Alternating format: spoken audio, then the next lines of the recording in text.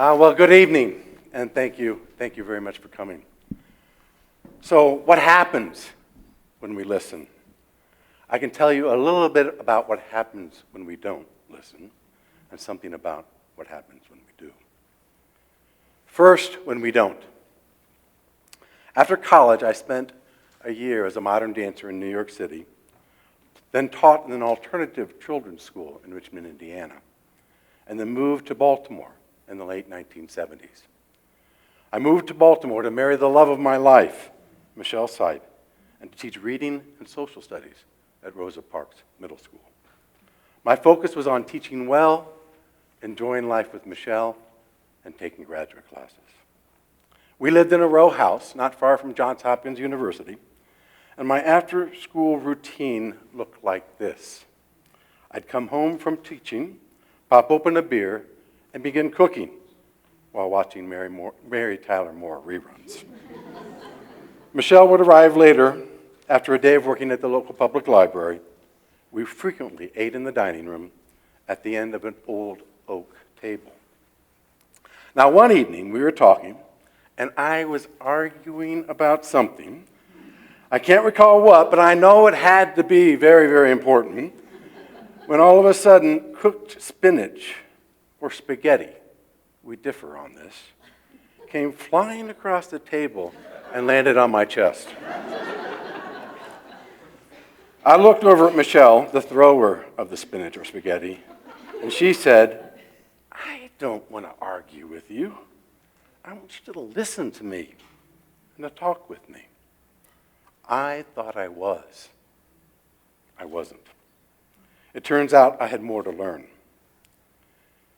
This need to attend and listen to the people around me was highlighted again the following year.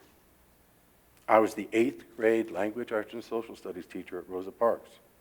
All of my students were African American, and I had designed an integrative, theme-based social studies curriculum focused on the recent 1960s civil rights struggles. My airy and sunny second-floor classroom was filled with 3-by-4-foot posters with the likes of Martin Luther King Jr., Sojourner Truth, Malcolm X, Angela Davis, and others. I was kind of proud of my progressive curriculum.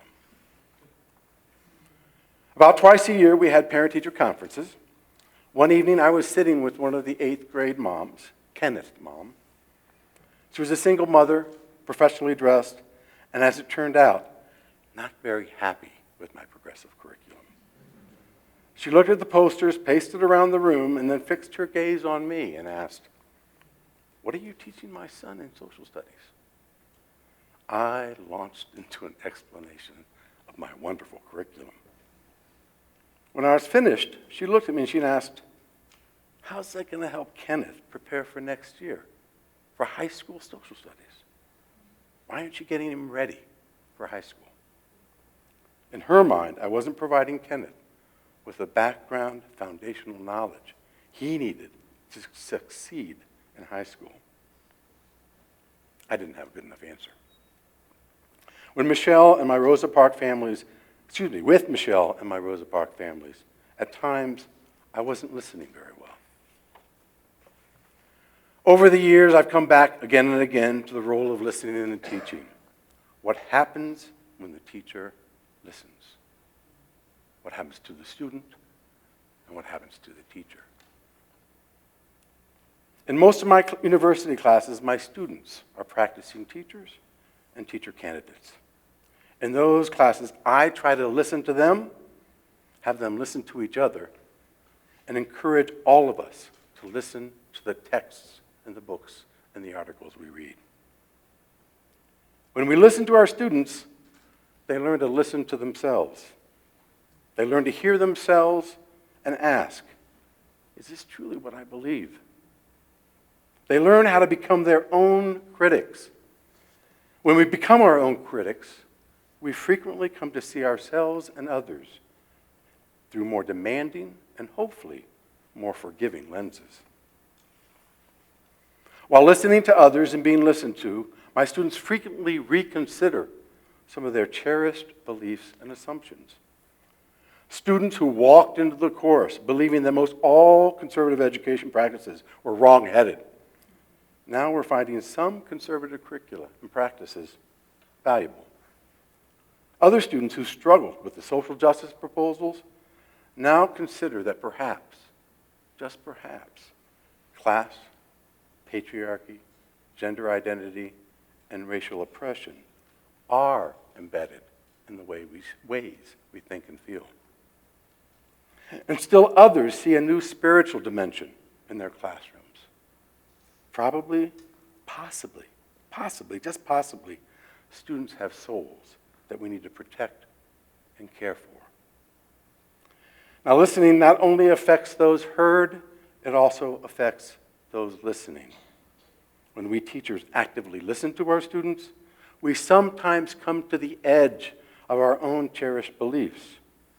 Recently, this happened to me. For the past 8 to 10 years, I've assigned a book that I found to be quite intriguing, a memoir by Mark Edmondson called Teacher, the One Who Made the Difference. In his memoir, Edmondson returns to his Medford, Massachusetts upbringing as a white, working-class youth and describes his transformation from brutish thug to a more heartfelt and thoughtful young man.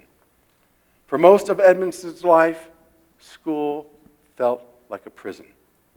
During his senior year, that all changed. The change occurred because of one particular teacher, Frank Lears. Lears realized that through listening to his students and having them listen to each other, they might see themselves anew and become engaged, caring, and sometimes frustrated critics of themselves and the world foisted upon them. Lear's powerful teaching changed Edmondson's life, but it isn't the only focus of the book. Edmondson's memoir also depicts a school year and a culture that all too often dehumanizes students and teachers, portrays a male culture that demeans girls and women, and illustrates that violent sports can make some young men more powerfully human. It's a troubling text. Wrestling with troublesome text can prompt serious examinations of ourselves and our worlds. To do so, our classrooms have to be places where students feel safe enough to challenge themselves and others. With Edmondson's text, I thought I was encouraging that. For a number of years, I believe I was. But last year, as I was preparing to teach my curriculum theories class, I reread the book. This time, I heard and felt particular passages in ways I hadn't quite before. Perhaps it was due to the recent Kavanaugh hearings and the repercussions of the #MeToo movement. This time, I found Edmondson's depiction of gender and high school sexuality to be more offensive. Before meeting to discuss the memoir, I read over the short responses that students wrote after reading the book. I read statements like, "I don't think we needed to read this book. This book pissed me off. And the way he talked about women was really offensive." At least 2 students were deeply upset by the book, and it seemed to me felt unsettled to the point of harm. In the first half of our class session, students discussed in small groups themes in the book. And for the second half of our class session, we talked about the appropriateness of assigning the book. I posed this question: if I were to teach this class again, should I assign Edmondson's Teacher? 2 groups formed, one in favor, the other opposed. Women and men were in both groups. Those in favor of keeping it basically said that while some of the book's depictions seemed flawed and one-sided, seriously so at times, its value outweighed the drawbacks. Edmondson, one student said, underscored much that's truthful then and now about the reality of schools and teaching.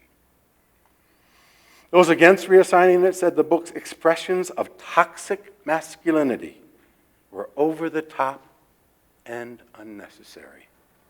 Some students said that passages in the book reeked of disdain for and dismissal of women. During the discussion, I saw more clearly and felt more directly the harm and the heartache some students experienced. A troublesome text should challenge us to think and feel, but it shouldn't be designed to inflict harm. I had to reconsider my curriculum selections and re-examine my gendered lenses. I hadn't achieved the right classroom balance between feeling safe and confronting challenges. Listening to the voices of the women in the Me Too movement prodded me to re-listen to a text that I thought I knew well and that I had felt comfortable assigning. Listening to the women in my class, to their pain and their experiences, has me reconsidering and altering my teaching practice. Lisa Delpit, a dear colleague and a renowned scholar, writes this: listening requires not only open eyes and open ears, but open hearts and minds. It means turning yourself inside out, giving up your own sense of who you are, and being willing to see yourself in the unflattering light of another's angry gaze. It's not easy, but it's the only way to learn what it might feel like to be someone else, and the only way to start the dialogue. End of quote. My students and the changing world had reignited that dialogue within me. As I look back over my teaching career, what strikes me most deeply is what I've learned from my students, their interactions with our texts and with each other. With their help, I have learned to see their worlds a bit more clearly and figured out how to sit with them when they experience teaching's pain and frustration.